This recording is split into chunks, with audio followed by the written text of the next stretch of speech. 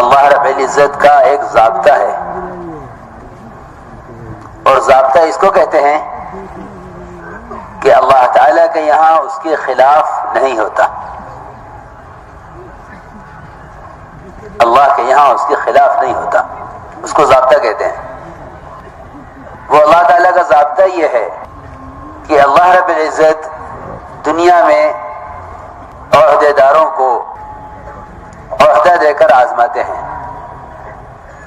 کہ ان کے ذریعے دنیا میں انصاف کتنا قائم ہوتا ہے۔ اگر ان کے ذریعے انصاف قائم ہو اور ظالم سے لے کر مظلوم کو دیا جائے اور مظلوم کے کام آیا جائے، چاہے وہ غیر مسلم ہی مظلوم کیوں نہ ہو، تو اللہ رب العزت غیروں کو بھی ملک و مال میں کام کا موقع عنایت فرماتے ہیں۔ جب اللہ تعالیٰ کا یہ دستور دنیا کے ساتھ ہے، جو دنیا اللہ کو مبغوض ہے، تو جو دین اللہ کو محبوب ہے، اس دین کے لیے اللہ تعالیٰ کے یہاں سے یہ ضابطہ کیوں نہیں ہوگا کہ اللہ رب العزت دنیا میں دین کے کام کرنے والوں کو بھی ایک موقع عطا فرماتے ہیں دین کی نسبت کا، دین کی خدمت کا اور دین کی محنت کا۔ اگر یہ اس میں پورے اتر کر دکھلائیں تو اللہ رب العزت ان سے آگے کے کام لیتے ہیں، اور اگر یہ اس عہد کو پورا نہ کریں تو اللہ تعالیٰ قرآن میں فرماتے ہیں لا ینال عہد الظالمین۔ ابراہیم علیہ السلام نے یہ درخواست کی کہ جس طرح آپ نے ہم سے ملت کا دین کا کام لیا ہے، میری ذریت، میری اولاد، میری بعد کی آنے والی نسلوں سے بھی آپ کام لے لیجئے۔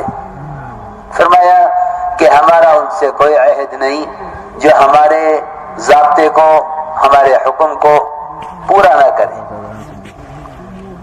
میرے دوستو، بزرگو، عزیزو، مجھے عرض کرنا ہے کہ میں اور آپ ہم سب کے سب ایک ابتلا میں ہیں، ایک امتحان میں ہیں۔ اگر اس امتحان میں پار اتر گئے تو اللہ رب العزت فرماتے ہیں کہ جو امتحان میں پار اترے گا ہم اس کو ملت کا امام بنائیں گے، ہم اس کو ملت کا امام بنائیں گے جو ابتلا میں پار اترے گا۔ اور جو اس ابتلا میں، اس امتحان میں پار نہیں آئے گا، اس سے ہمارا کام لینے کا کوئی ارادہ نہیں، اور اس سے کام لینے کا ہمارے یہاں کوئی خانہ نہیں ہے۔ اس لیے سب سے بنیادی بات یہ ہے کہ اللہ رب العزت کے یہاں ہم اپنے آپ کو قبول کروائیں ان صفات کے ذریعے جو صفات اللہ تعالیٰ کے یہاں مطلوب ہیں۔ ابراہیم علیہ السلام نے یہ صفات پوری کر کے دکھلائیں، فَأَتَمَّهُنَّ، ابراہیم علیہ السلام نے صفات پوری کر کے دکھلائیں۔ فَأَتَمَّهُنَّ ہے قرآن میں۔ اتمام کا مطلب یہ ہے کہ جس لائن کا جو حکم ملا اس کو بلا تاخیر پورا کر دیا، اس حکم کو بلا تاخیر پورا کر دیا۔ بیٹے کو ذبح کرانا یہ عقلاً، شرعاً، کسی بھی طرح انسان اس کو قبول نہیں کر سکتا کہ نبی اللہ سے اولاد مانگتے ہیں اور تمنا سے مانگتے ہیں۔ 90 سال کی عمر میں زکریا علیہ السلام نے بیوی کی عمر 90 سال، اپنی عمر 120 سال، اولاد مانگی ہے اللہ سے، اس دین کی حفاظت کے لیے اور اس امانت کو امت تک پہنچانے کے لیے۔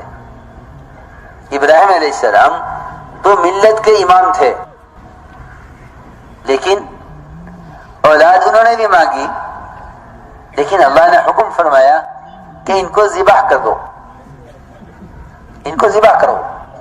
کیوں؟ نبی کو اللہ سے ایک تعلق ہے، لیکن حکم یہ آیا کہ اس کو ذبح کرو۔ اس کے ذبح کرانے کا کیا مقصد ہے؟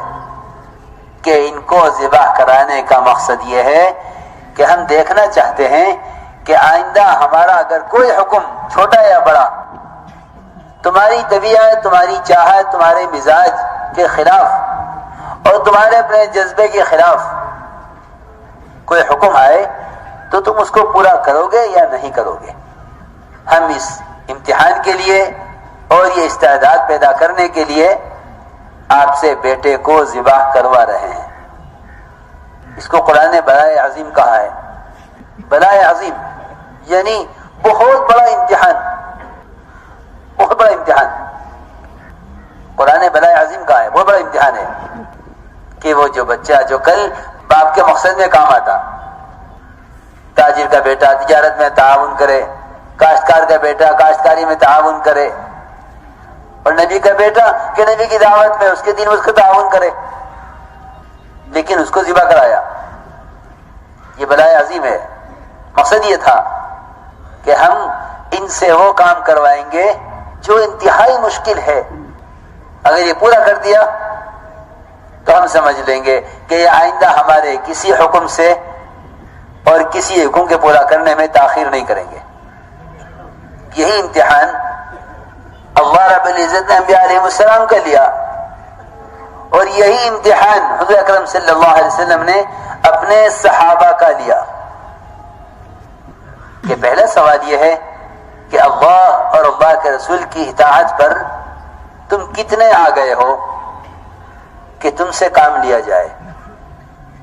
حضور اکرم صلی اللہ علیہ وسلم نے ایک صحابی کو حکم فرمایا کہ جاؤ اور اپنے والد کا سر کاٹ کر لے آؤ۔ ایک صحابی سے فرمایا جاؤ اپنی والدہ کا سر کاٹ کر لے آؤ۔ صحابی یعنی اتنی دیر کہ آپ کے حکم پر غور کرتے، فوراً پلٹے کہ ابھی لے کر آتا ہوں، ابھی لے کر آتا ہوں۔ آپ نے فرمایا کہ نہیں، واپس آؤ، مجھے قطع رحمی کے لیے نہیں بھیجا گیا ہے، میں صرف یہ دیکھنا چاہتا تھا کہ تم ہمارے حکم پر اور اطاعت پر کتنے اترے ہو، اور جو دین میں لے کر آیا ہوں اس دین کے بارے میں تمہارے دل میں کوئی تردد، کوئی شک، کسی حکم پر عمل کرنے میں تم کوئی تاخیر تو نہیں کرتے۔ یہ میں نے مثالیں عرض کی ہیں صحابہ کی اطاعت کی حضور اکرم صلی اللہ علیہ وسلم کے ساتھ، اور انبیاء کی اطاعت اللہ رب العزت کے ان احکام پر جو حکم طبیعت پر انتہائی بھاری ہوں۔ اس لیے میرے دوستو عزیزو، یہ یعنی سارے کام کی بنیاد اور پورے دین کی اصل میں حقیقت وہ اللہ کے رسول کی اطاعت ہے ان چیزوں میں، خاص طور پر جن کو طبیعت گوارا نہیں کرتی اور طبیعت ان کو برداشت نہیں کرتی، کہ سب سے پہلے اپنے آپ کو اطاعت پر لائیں، کیونکہ پورے دین کی بنیاد اطاعت پر ہے۔ وَمَا أَرْسَلْنَا مِن رَّسُولٍ إِلَّا لِيُطَاعَ بِإِذْنِ اللَّهِ، کہ ہم نے جو نبی بھیجا ہے وہ نبی اطاعت کے لیے بھیجا گیا ہے، کہ ہمارے حکم سے ان کی اطاعت کی جائے، کہ اللہ کے حکم سے ان کی اطاعت کی جائے، کہ ہم نے جو نبی بھیجا ہے وہ ہم نے اطاعت کے لیے بھیجا ہے۔ تو سب سے پہلا اور بنیادی تقاضا یہ ہے کہ کام کرنے والے خصوصاً ان کی اجتماعی اور انفرادی زندگی وہ اللہ تعالیٰ کے احکام اور محمد صلی اللہ علیہ وسلم کی سنتوں پر عملی طور سے اتنی زیادہ اتری ہوئی ہو کہ اللہ تعالیٰ کا ضابطہ پورا ہو جائے، جس پر اللہ تعالیٰ ہم سے کام لے لیں۔ ہمارا یہ سوچنا کہ ہم کام کرنے والے ہیں یہ بہت بڑا دعویٰ ہے، اور یہ بڑی جرأت کی بات ہے کہ ہم میں سے کوئی شخص اپنے بارے میں یہ خیال بھی لائے کہ ہم کام کرنے والے ہیں۔ یہ بڑی جرأت کی بات ہے اور یہ بڑا دعویٰ ہے، کیونکہ ابراہیم علیہ السلام کو اللہ رب العزت نے امام ملت جب فرمایا، جب انہوں نے سارے احکام پورے کر کے دکھلا دیے، اللہ کی چاہت کے مطابق. فَأَتَمَّهُنَّ قَالَ إِنِّي جَاعِلُكَ لِلنَّاسِ إِمَامًا کہ ہاں ابراہیم ہم تمہیں ملت کا امام بنانا چاہتے ہیں. امام کہتے ہیں پیشوائے دین کو. صرف نماز پڑھانے والے کو امام نہیں کہتے.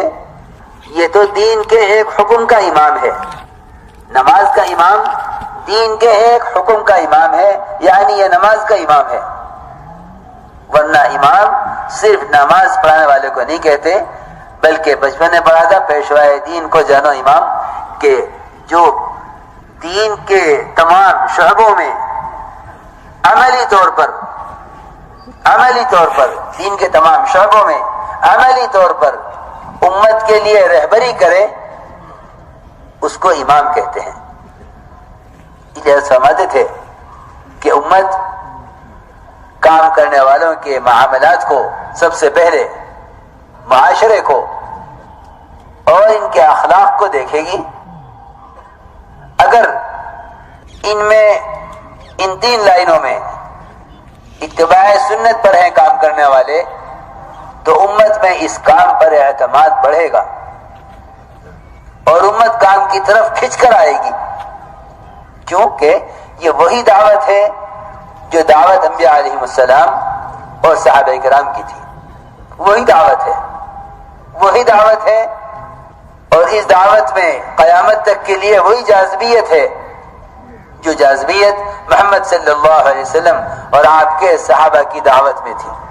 لیکن شرط یہ ہے، سمجھتے تھے کہ کام کرنے والوں کی دو زندگیاں نہیں ہیں، ایک نجی اور ذاتی اور شخصی اور ایک اجتماعی، کہ گشت میں آپ کے ساتھ، مشورے میں آپ کے ساتھ، بیان میں اجتماع میں آپ کے ساتھ. لیکن میرا جو شخصی معاملہ ہے، میری شادیاں، میرے معاملات، میری ذاتی زندگی، اس میں آپ کا پابند نہیں ہوں. میرے بزرگوں دوستوں عزیزوں، یہ ہرگز ممکن نہیں ہے کہ داعی کی زندگی اجتماعی الگ ہو، انفرادی الگ ہو. یہ ممکن نہیں ہے. کیوں کہ یہ اپنی عبادات سے پہلے امت کے لیے سنت معاشرے اور سنت معاملات اور سنت والے اخلاق کا سب سے پہلے یہ مظہر ہے. سمجھتے کہ داعی تو ایک منظر پر ہے جو امت کو دعوت کے ذریعے اس دین کی طرف لانا چاہتا ہے جو دین محمد صلی اللہ علیہ وسلم لے کر آئے. اس لیے اپنے آپ کو اللہ کے یہاں اس اعتبار سے قبول کروانا یہ سب سے پہلی اور بنیادی ذمہ داری ہے.